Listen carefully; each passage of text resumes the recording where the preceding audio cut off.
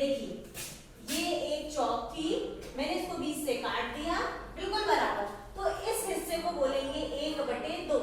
अगर मैंने इस चौक को 4 बराबर हिस्सों में काट दिया और एक हिस्सा जो है इसमें मैंने रंग लगा दिया नीला रंग, तो रंग लगा हुआ हिस्सा क्या कहलाएगा? तो ये कहलाएगा 1/4।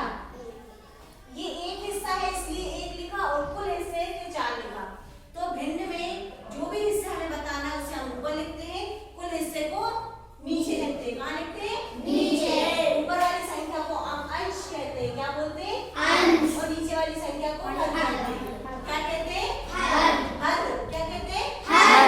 और इस प्रकार की जो संख्या होती है अगर उसे हमें जोड़ना है तो हमें कैसे जोड़ेंगे? देखो अगर हमें 1/4 और 1/4 को जोड़ना है तो दोनों के हर जब समान हो, शर्त है हर समान होना चाहिए। जब हर समान होता है तो हम लिखेंगे 4 और ये दोनों एक को हम जोड़ देंगे तो ये हो जाएगा 2/4। ठीक है। अगर यहाँ पे लिखा है 5/4 नेम को दिखाना है, सॉरी 3/4 और 1/4 हमें घटाना है तो हम क्या करेंगे?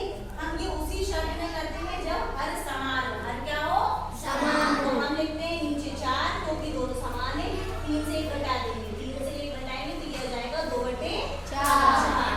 ऊपर वाली संख्या अंश होती है, नीचे वाली संख्या हर होती है। और ये बटे भिन्न वाली संख्या को काटने का तरीका होता है 2 1 2 2 दूनी 4 की दो संख्या जब भिन्न में हो, बटे में हो तो ऊपर वाली संख्या से नीचे वाली संख्या या नीचे वाली संख्या से ऊपर वाली संख्या को हम जब काटते हैं जब दोनों एक ही पहाड़े में आए।